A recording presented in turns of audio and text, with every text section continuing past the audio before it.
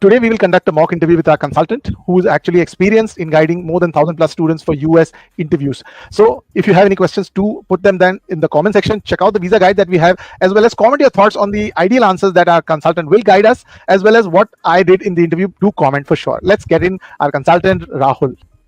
Hi, Rahul. Hi, Kamal. Right. So, yes. Are you prepared for the interview?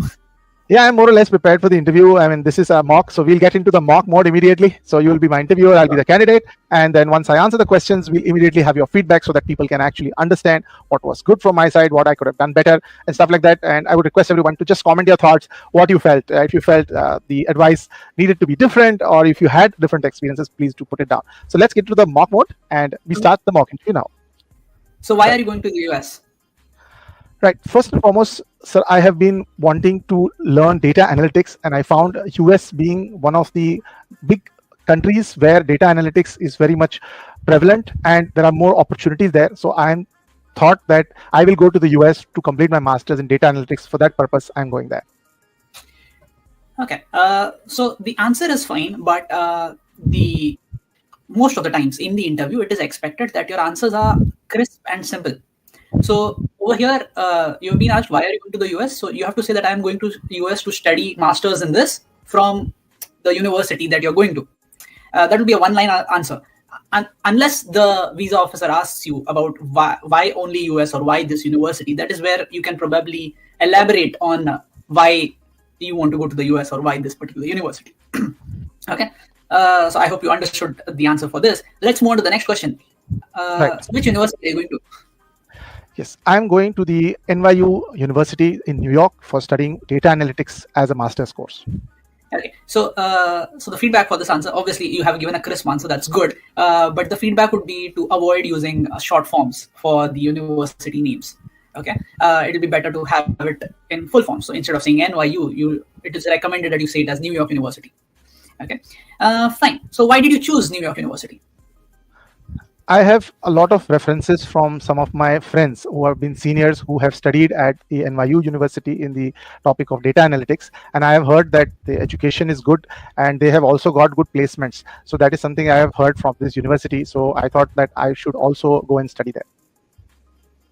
The answer that you gave was not an ideal one because throughout your answer, you have mentioned what your friends and your references have told you about the university, and you did not mention your thoughts about the course, about the university you're going to. Another aspect that you mentioned was about getting a job offer while studying at the university. Though job is an eventuality after completing the course, and that is something every student looks forward to, the answer should not focus on the jobs, but rather focus on what courses you would be studying at the university. So the ideal answer would probably have your thoughts on which courses you want to study, which research work you are interested in that the university is focused on, or which professors' research you are more interested to focus under. That would probably be an ideal answer to why do you want to study at a particular university. Okay. So moving on to the next question. How many other universities have you applied to? I had applied to two universities, one University of Arizona and the other University of Stanford. So these two universities I had applied, and both places I got a reject. So I'm looking forward for this NYU University, this visa to go through, and I would like to work and learn and more add value to the data analytics field in my career. Again, as I said earlier, it's expected that you keep your answers crisp and simple. So over here, the question was only how many other universities you applied to. The visa officer did not ask you what results did you get at those universities. So you could have simply said that I've applied to two other universities, which are University of Arizona and University of Stanford. Like that. That would have been a more crisp answer to this particular question. Okay. Obviously, the visa officer can go further and ask you about what results did you get from those universities, and that is where you can probably mention the results. Okay. So data analytics is a very good field, upcoming field. And why are you not studying this in India itself? Why do you want to go to the US? Right.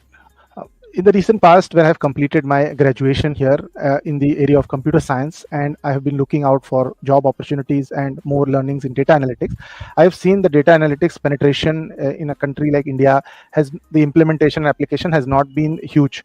It's still in the nascent phase. And what I have learned from all the information that I had about US as being one of the hubs of data analytics, where implementation and as well learning and application is much higher. So I would like to pursue that in the US, because I've seen wireless communications or driverless cars and all such implementations there. So I'm much keen to learn and implement and learn in the US.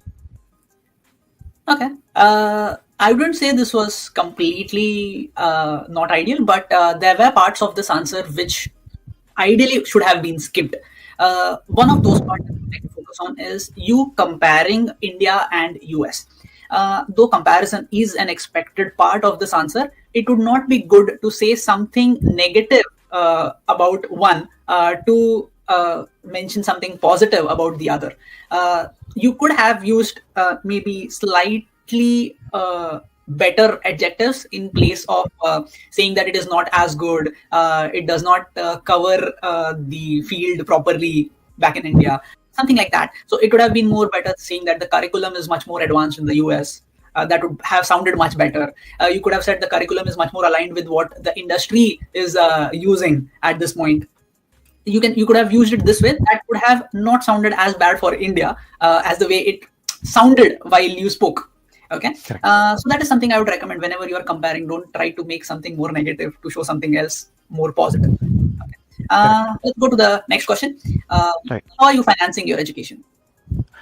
I have currently secured a loan from HDFC Bank for my education, and my father is actually funding the other portion of it, as I do not have much savings for myself. My father is funding the overall finances for my course. Okay.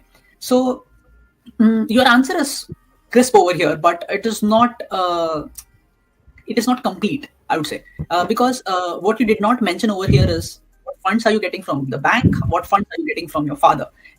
Specifying it properly, or at least an approximate value, would be much better. Okay, like you mentioned you are taking a loan, but you did not mention like what is the loan amount, whether it's 10 lakhs, whether it's 20 lakhs, whether it's 40 lakhs or 60 lakhs. Like you'll have to mention that amount over here. Another thing that you should have mentioned is, okay, maybe percentage wise you could have told the split. Like apart from the value, obviously the value has to be mentioned, but with that you can also mention the percentage. Like maybe 50% is being like from the loan and 50% from your father. So that is what I would recommend in this particular answer. But just to clarify, is it only the loan and your father, or is there someone else? Actually, my uncle is also in the US, and he's also going to support me, and that is the situation also, and that is where I also wanted to add to it. Yes, my uncle is also funding some of the portion of my studies in the US. Talking about this, it is not recommended that you mention that you are getting funds from within the US. It would be recommended that your funds are coming from your home country, rather than mentioning that your funds for your education are coming from within the US. It's not, I would not say that this might hamper your visa chances, but it is not an ideal answer. Whether it hampers or not is going to be on a case-to-case basis. So it's recommended you don't mention it that way. Right. Okay. Let's move on to the next question. What are your plans after completing your master's? I have plans that I would like to take up a job opportunity in the US, considering I have now learned and understood the curriculum, did the application part, and I would like to implement it for some time, at least for maybe next 4 to 5 years. I think that I would like to stay in the US. Also work in top companies like Amazon and Google to implement my learnings of data analytics. Okay. Again, nearly ideal, I would say, but rather than mentioning the period of 4 to 5 years, which is not what you get after you complete your master's, you have a stay back of 3 years after you have completed a STEM course of data analytics. So I would recommend mentioning the period as 2 to 3 years rather than mentioning 4 to 5 years. Obviously, no one is going to hold you for mentioning 2 to 3 in your visa interview and staying for more than that if you have a legal visa, obviously. But it is recommended that you mention the period as 2 to 3 years rather than mentioning 4 to 5 years. Okay, noted. Fine. So let's move on to the next question, and that'll be: do you have any, like apart from your uncle, do you have any friends or family in the US?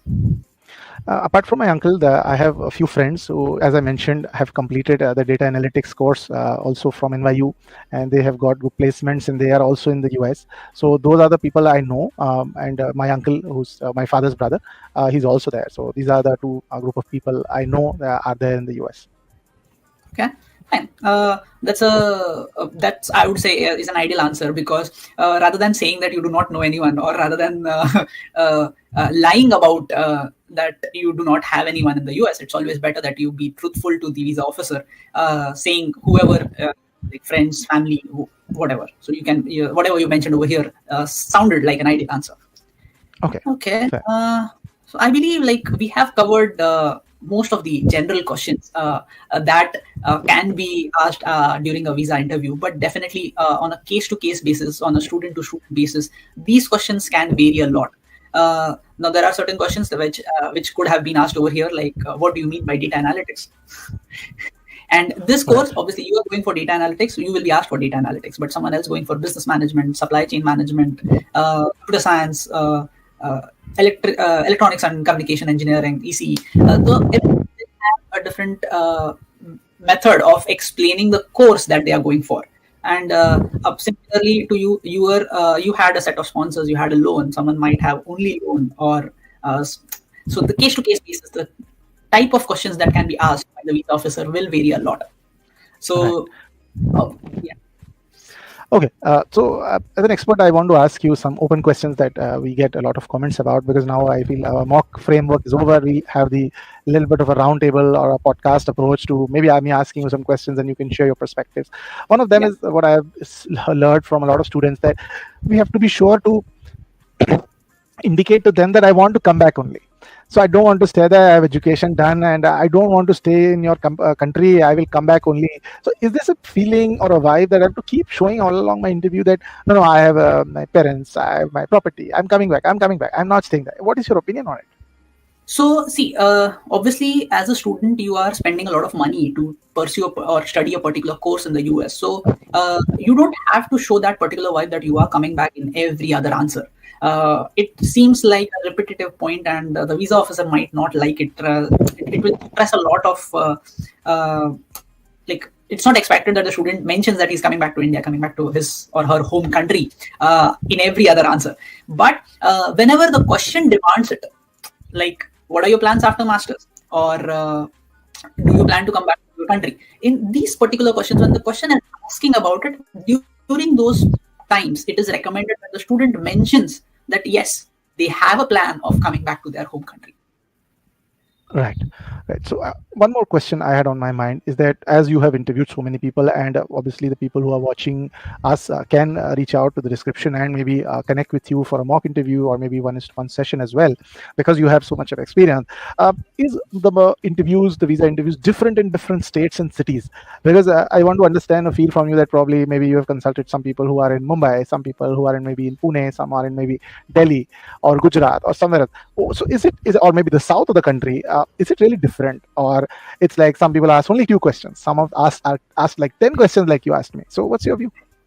Okay, so very, very similar to every person is unique. So every student is unique, and every visa officer is also unique. So the interaction that they will have will obviously be unique to that set of people over there.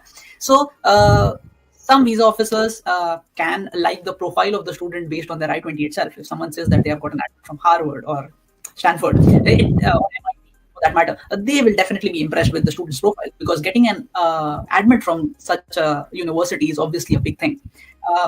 Apart from that, there could be like visa officers themselves have studied in a particular university, and if you're going to the same university, they might be prejudiced, you can say, a little bit to approve your visa. I wouldn't say they are, but they might be. In certain cases, the students might get more nervous during their interview itself, and that reflects the questions asked by the visa officer, and that might extend their visa interview time. Like, they might be asked a lot more questions, maybe to remove them from their nervousness point of view, or maybe just to see if they are really nervous or they are lying about something. Right. Fair enough. And one more thing I just wanted to help our viewers with is that Rahul has helped prepare this visa guide that will help you have a checklist of documents, what you need to do on that day, and probably how you need to prepare with ideal answers. This is there in the description box. Also, you could check out that. And Rahul, I want to ask you one more question is that as you have interacted with so many students, I mean, does this coaching or maybe a mock interview with an expert like you help students? Because have you seen that change in performance or confidence or delivery, which they are more convincing, or maybe you did a couple of mock interviews with a student and you saw that they moved up a notch? What's your feeling about this mock interview thing? Does it really help, or it's gimmicky? What's your feeling, because you handle so many students? So one of the things that I would repeat over here is a proverb that everyone knows: practice makes a man perfect, right? So the questions that you practice, it's not necessary that the visa officer might ask you the same question, but if you are relate that question to another question that you have prepared to, that means you are prepared with an answer to speak for that particular question, rather than being on the spot with the question and then thinking about the answer over there. It is always better that you are prepared with all possible, like, I wouldn't say 100%, but at least 80 to 90% of the questions can be covered in a mock interview. Understanding the ideal answers on this basis, obviously an answer which is perfect for you might not be perfect for the candidate next. So it will vary from person to person. So preparing a set of answers for your case for the visa interview will definitely be better rather than being on the spot at the visa interview itself. Right. And something like generic answers available on the internet will be definitely a starting point, I believe, but probably a customized answer or from someone who's maybe seen your profile and has experience with interacting with students and stuff like that will be helpful, I'm sure, right? One more question. Yes. I would like to add one more thing. Like, even though there are generic answers available on the internet, it is not recommended that one by hearts it and then says the same thing in front of the visa officer, because the visa officer can also identify whether you have by hearted it or whether you relate to it. So it becomes very important that it does not show as you have by hearted something. That's right. Something where maybe in a pocket, one can guide whether it looks like you have by hearted or whether it looks genuine. Fair. So one more question I want to put ahead for students who have maybe failed their interview, right? This is also a reality that a lot of interviews did not go well. Some people did not go through and they are disheartened. So what's your experience with once you have maybe failed? People say if you're rejected, again, you will be rejected and stuff like that. There are myths about like, once you rejected, you're already in the bad list. What's your view? The second time attempt people have cleared, what's your view? So as far as my experience is going on, I can tell you this for sure, that students who have gotten their visas rejected, there is a bulk of students who have gotten their visas approved in the next attempt. Okay, right. It is not like once it is rejected, it's always rejected. It's not like that, but it is it is on the students' part to identify, at least try to identify what mistakes they might have done during the first interview. And if they are unable to identify it, then maybe try to analyze or maybe discuss it with an expert. Like, these were the answers that I had given. Is it possible for you to mention like what could have been wrong or maybe misunderstood during the interview that could have led to the rejection? So it is very important in that. Fair. I think until if you don't analyze, reattempting wouldn't make sense much, because you might make the same mistakes and then again you would land up in the same situation. Okay, just on the lighter note, I want to ask you, what has been the strangest question that maybe some of your student has told you that was asked to him in the visa interviews? Any strange question that was like out of the blue, something like that, which was very amusing? Somebody would be taken aback. Anything that came to your mind about it? Okay. Over the past 5 years, I don't remember any funny questions as such. Okay. There have been incidences which I wouldn't call funny, but so one of the things that I remember is the officer asking for, I think, the GRE scorecard from the student, and the student forgot to take that with him. Okay. Now that is, I wouldn't call it funny, but the good thing about it was the visa officer did not reject him particular basis. Correct. So they are also genuinely considerate in that sense. Right. I think that makes complete sense. What I would recommend people is to maybe go through this mock interview and maybe comment your thoughts, comment your experiences, maybe comment some of the thing on our experts' advice as well. You thought that maybe this has helped you, or probably you have a different view. I think we are okay with a contrarian view in the comment section as well. That's completely okay. You can check out the description for the visa guide as well as to reach out to Rahul, who's an expert in overseas education consultations for one-to-one coaching as well as visa consultations. So, final advice, Rahul, what would you like to give people who are listening or preparing for their visa interviews so that they can get through? And comment here that it helped. So, probably you could give them the final word. So, be confident, be truthful. As I mentioned, most of the questions asked by the visa officer would recommend a crisp and a simple answer. There will be certain questions where their answer is recommended, but most of the answers can be kept crisp and simple. So, and be confident. Prepare yourself. Don't try to just do it on the go. Just go over there unprepared. Don't do that. Prepare yourself with all the possible set of questions that can be asked on your profile. And, best of luck. Yeah, thank you so much, Rahul. And I think I'd only put from my side that a rehearsal like this probably is a great way to maybe put yourself in the shoes. Like, I'm very confident in talking about a lot of topics, but today I think viewers as well as you must have noticed while answering these questions and I'm put on the spot, I was a bit nervous, right? I was fumbling with my words because if you redo it more times, I'm sure it goes smoother and it shows that you know what you're doing. You are an honest student going for education purpose. You have no other side hanky panky business, and you indicate to them that agenda is very clear. It's education. Right. So that is something. So thank you so much for joining in. You can check out the description for the playlist for all videos that we have created on abroad education, F-1 visa, as well as if you want to reach out to Rahul, you could do that as well. Thank you so much, guys, for tuning in, and I hope it helped. And thank you so much, Rahul, for your time. Thanks. Welcome.